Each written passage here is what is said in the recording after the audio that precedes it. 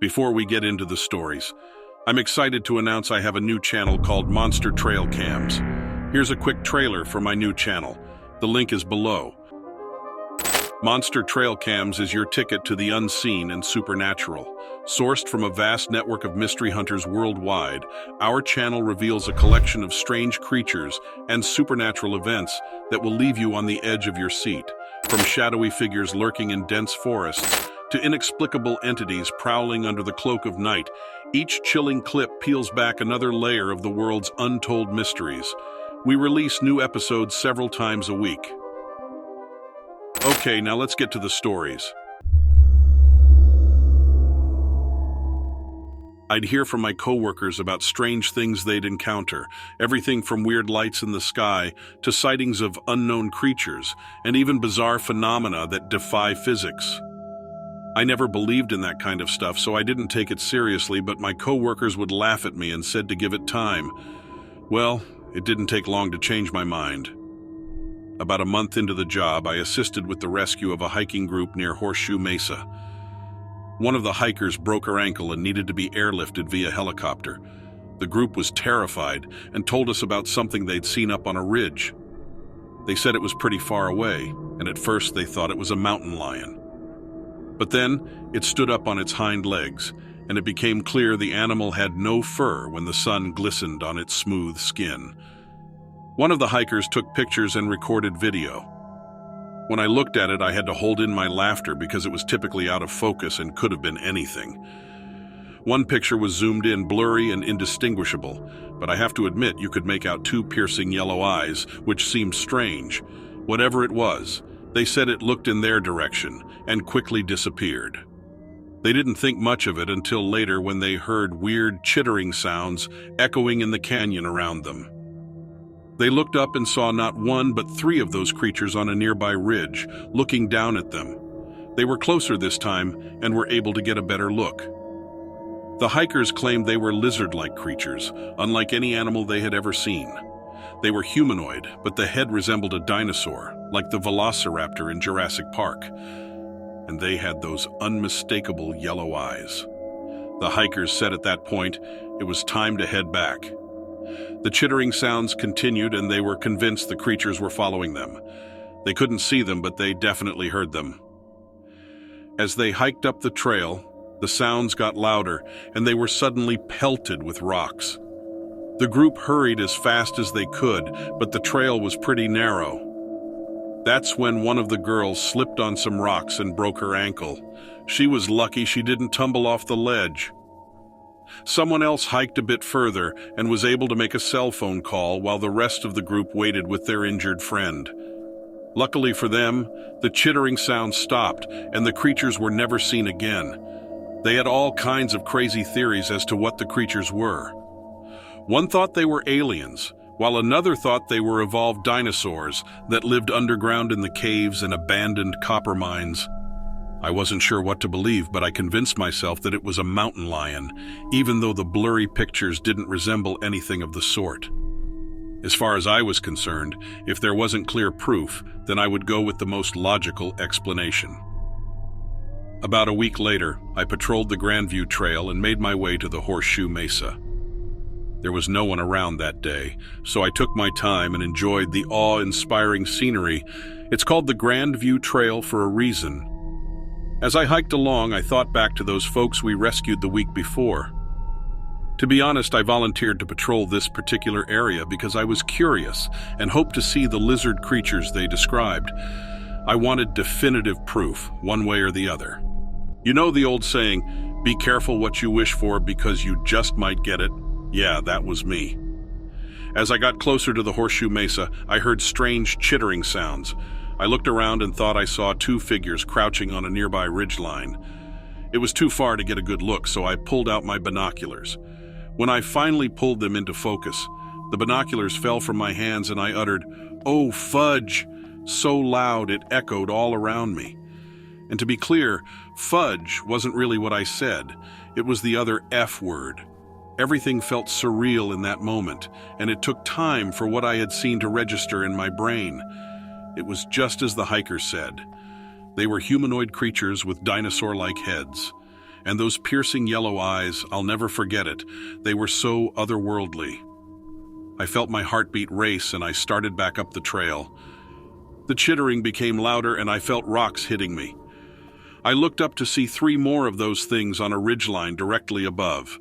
I quickened my pace and didn't look back. At some point, they stopped pursuing me. I don't know when exactly because I didn't stop until I got back to my truck. The feeling I got was that the creatures weren't happy with people coming around their territory.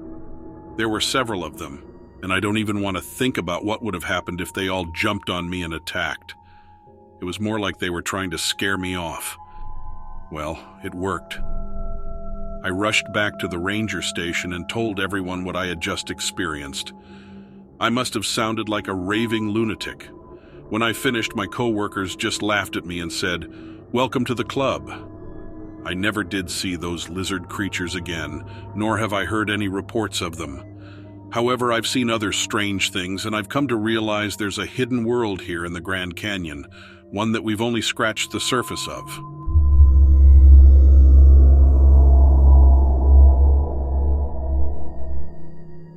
I grew up around Point Pleasant. As a kid, the Mothman was ubiquitous. Everyone had a story. Relatives, neighbors, friends, brothers, roommates, you get the idea.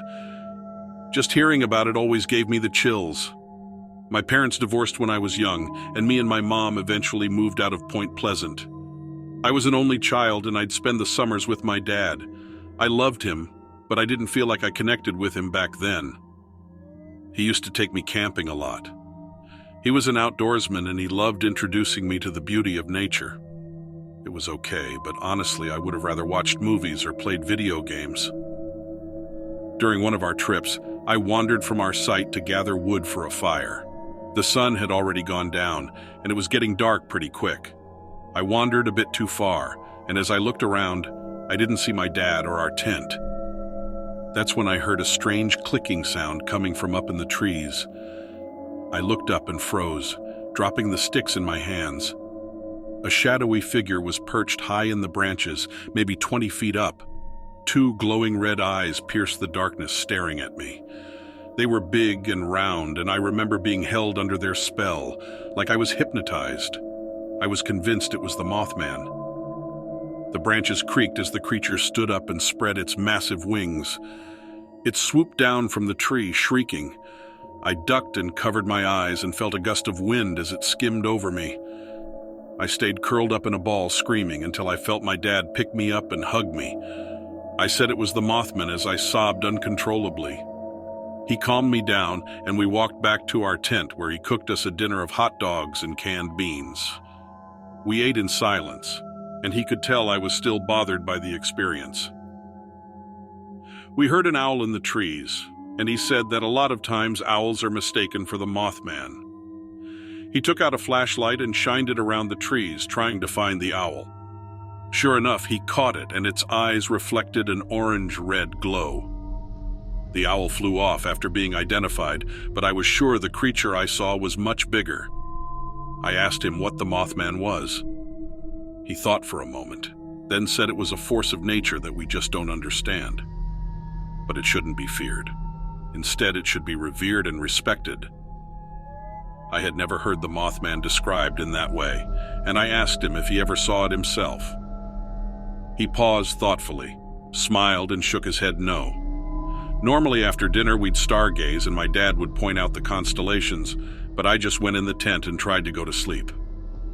That night, I had a horrible dream with vivid imagery of fire, broken glass, and twisted metal. At the time, I had no idea what it meant, but it was so real I woke up screaming. Once again, my dad had to calm me down. When I told him about my dream, he gave me a strange look. We weren't scheduled to leave until the following afternoon, but I was so unnerved, I begged to go home early. My dad was a good sport and didn't complain. As we packed our stuff, I felt guilty and apologized for ruining the trip. He reassured me that everything would be okay and that we'd make up for it with a movie night. As soon as we got onto Route 62, I felt much better. The next day, we were watching TV in the afternoon, and a breaking news story interrupted the program. Apparently, there was a major pileup on Route 62 after a big rig overturned. Several cars were involved, and there were fatalities. It snarled traffic in both directions for hours. My dad commented that it happened on the same route we took home. If we stuck to our schedule and left the campground when we were originally supposed to, we very well could have been involved with that accident. He continued watching the news in silence before finally turning to me and admitting that he did see the Mothman once when he was in high school. At least he thought he did. He and some friends were driving along Route 62 one night, drag racing. He knew it was a stupid thing to do, but they were just teenagers. Suddenly, a winged creature started following them. No matter how fast they drove, it easily kept up. He said it was dark and he couldn't make out its features, but he never forgot its large, red, glowing eyes. He and his friends slowed down and the creature disappeared. That night, he had a dream exactly like the one I had. He thought it was a warning and vowed never to race again.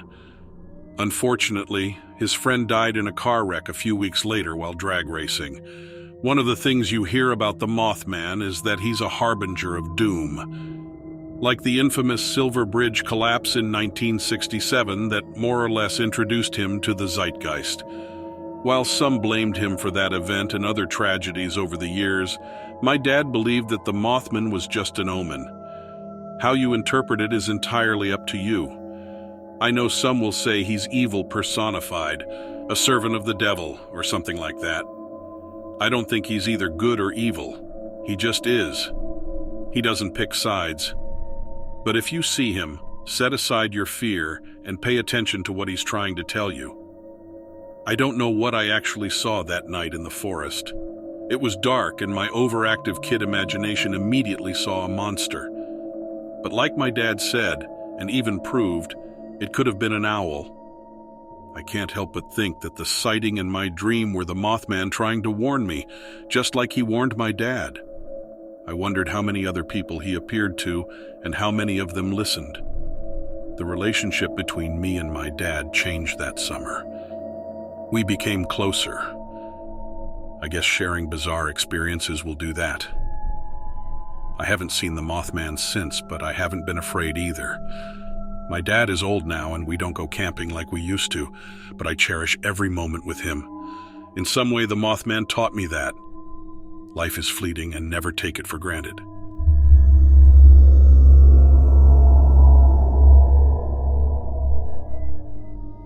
I'm a Pittsburgh native, and I have a story that I think you'll be interested in. So I work at the local children's museum as an educator. I put on programs for the kids, craft demonstrations, and things like that. It's pretty fun. I spend a lot of my working hours interacting with children under the age of 10. I started noticing things because the kids were acting weird. I had a group of preschoolers for one of our hour-long workshops. I couldn't keep their attention, which happens sometimes, not very often, but it happens. What concerned me this time was that they all kept huddling in the same corner of the room. They faced the wall and would just flail their arms around, like they were waving to someone I couldn't see.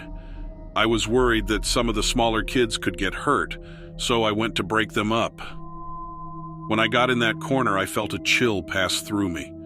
I assumed it was an overhead draft or something, and figured I would tell my manager later. But the thing is, I had several lessons in that exhibition area, and each time, the same thing would happen. The kids would all choose the same corner to pack into, and they'd start waving and trying to climb up the walls. Whenever I tried to move them, I felt a blast of cold come out of nowhere. It creeped me out, to be honest. And again, I work with really little kids. They're hard enough to wrangle on a good day. I finally asked one of the 6-year-olds what game they were playing. She said it wasn't a game. They just wanted to play with the lady in the corner. And this threw me off, because aside from myself and my aide, there were no other adults in the room. I asked her if she could describe this lady, or if she had a name. I thought it was a simple enough question. The girl said she didn't have a name, and that her skin was gray. That was all she could tell me. So I played along just to get through the workshop. My aide wanted to tell our boss about it, or even the parents, but I wasn't convinced it was that bad. It's not like the kids were hurting each other or damaging anything. I honestly think I would have kept ignoring it if things had stayed that way. But then we had an incident. I was keeping my eye on one of the boys because he had gone into the corner with the other kids and was acting sort of jumpy. I thought he might have been getting overwhelmed. I was just about to pull him aside when he slid backwards across the floor. It was like someone had grabbed the back of his shirt and dragged him along. The boy was giggling, but I was terrified. An invisible hand had just pulled him clear across the room. There was no ignoring that. Plus, my aide had seen it too. He looked just as scared as I was, which made me feel better, honestly. Otherwise, I would have thought I'd gone crazy for a second. I took the boy out of the room and looked him over. He seemed fine, and it's not like I could take him to my supervisor as proof the place was haunted. So instead, I marched him over to a different activity group. I told one of the other educators that he wasn't fitting in with my group of kids, and she accepted that explanation. Easy. Which left me the task of figuring out how to corral a group of kids away from the ghost in the room. It was my aide that started to call the thing a ghost. I didn't want to think about being in the room with someone's dead spirit. The only solution I could come up with was sectioning off that corner of the room with a bunch of tables and chairs. I told the kids it was a fort, and that anyone who got through the rest of the workshop without disturbing it would get a sticker. Thankfully, that was enough to get them to listen. I wish I'd thought of that earlier. Anyway, me and my aide got through the rest of the lesson without incident. We got our next batch of kids and kept the fort up. There wasn't much time for us to discuss what had happened until the end of the day. We were one of the last couple of people to finish up, and we had to do a sweep of the building. We debated whether to tell our supervisor, or if there was even a way to explain it. I figured that I had been willing to brush it off until I saw something truly strange. Why would our boss be any different? He admitted that I had a point, and it wasn't like we could close off that exhibition area. It was one of our largest rooms. When we circled back to the room and started to take down the fort, I felt that chill again. It made me more anxious than it had before. I just wanted to pack up and leave. I was scared of what would happen if the thing tried to grab me. I was trying to work as quickly as possible, and all of a sudden I couldn't move. I was just standing there, shivering, locked into a standing position. I don't know why. I tried to raise my arms or call for my aide across the room, but I couldn't. It was like someone else had locked down my body. I was frozen like that for at least a minute before I could move again.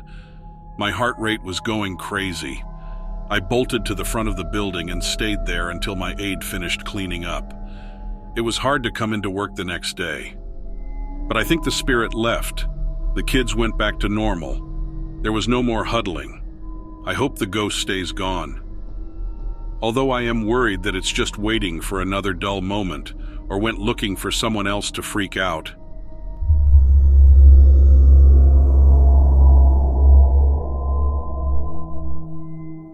I always thought that the stories that people shared about their scary stories were a lie. My younger cousin watches a channel like that, and I used to overhear the stories while babysitting him. I'd be trying to do algebra or something, and in the background I could hear what I thought were fake stories coming from the other room. Well, the joke is on me now because I believe them all now. I had my own terrifying encounter and now feel like an idiot. And now here I'm the one writing in about my experience, which is real. It legit happened to me. I just got my driver's license a few months ago. That's why I was able to babysit my cousin, because my parents didn't have to work it into their schedule to drop me off anymore. Technically, I'm not supposed to drive past 10 in the evening, but my parents didn't care, and I figured no policeman would ever care. I was coming back from a school choir concert that my friends were in. We got McDonald's afterwards, and it was way past 10 o'clock by the time I was heading home, like almost midnight. I had just dropped off another friend whose house I had never been to before, but I was uber confident telling them it was no problem when in fact I wasn't sure how to get home from their house. Well, it turns out I didn't know the way and I got lost. I felt really dumb getting lost, but that's what happened. I took a wrong turn somewhere and ended up on this really long road that took me out into the country. I looked for a driveway to turn around in, but it was nothing but a long, straight road with a big dip along each side, I guess to catch the water runoff or something. There were also some trees on either side and some farmland, but not much other than that. So I was driving and getting more and more nervous. And that's when things got really scary. I saw a light coming down the road towards me and thought it was just another car. Sure, I thought it was a little weird that the headlights were blue, but I didn't really think much of it. Some of the hot rod guys at my school had switched out their headlights to have cool colors, so I thought it was odd, but probably just one of those guys. As the light got closer and closer, things were definitely getting weirder and weirder. I could now see that there were a lot of lights all in a row. Cars only have 2 or 4 headlights, but this had 12 lights on it, all in a row. And they were all blue and really intensely bright. It also seemed like the lights were approaching way faster than they should have been. So now I'm thinking it was probably just some reckless driver going faster than they should be. It was just approaching so fast that it gave me the feeling like it was moving 100 miles per hour. The lights got closer, and I now started to freak out because I was positive they were in my lane, coming straight at me. I was pretty sure I was about to get hit head-on by this gearhead idiot having a joy. I wanted to swerve off to the side, but I couldn't get myself to do it. Just when I thought I was going to collide with the other vehicle with these 12 headlights, I made the decision to go ahead and swerve into the ditch. But right before I swerved, the 12 headlights lifted off the ground. Legit, they rocketed straight up into the air and flew right above my car. My car has a moonroof, so I could kind of see it above me for an extra second. Obviously, what I almost hit was not another car, because it was now flying and had made a crazy maneuver in order to not hit me. It must have moved at a pure right angle because I'm positive I was just a few feet from it before it shot upwards. Because I was so close, I could tell that it was really big, and that's why there were so many lights. I couldn't really make out the shape of it because it was dark and basically a shadow. It was just big and dark and lit up by that row of blue lights. That's all I could really see. I sat in my car with it in park for what was probably less than a minute, but felt like an eternity. My heart was ready to pound through my chest, and I was having to calm my breathing. I made some tight turns on the dirt road to turn basically about a 7-point turn, and reversed my direction. Somehow I eventually found my home from there. The entire drive back, I was just watching all around for those headlights. I didn't see anything, though. Once home, I immediately tried to look it up on the internet. Some people think that the US military has drones or spy planes or something, and that's what people see. I'm not so sure about that. This craft or spaceship or drone or whatever moved like no human aircraft possible could. I'm not an expert, but I don't know how a human aircraft could have moved in a right angle like that thing did to avoid me. So that's my story. Like I said, I thought this stuff was all fake, and then I experienced it for myself. At the very least, it was all really weird, and I have no clue what I saw. I'm just telling myself that it was a super fancy drone, because if it wasn't, that really leads me to question a lot of what I thought I knew about the world.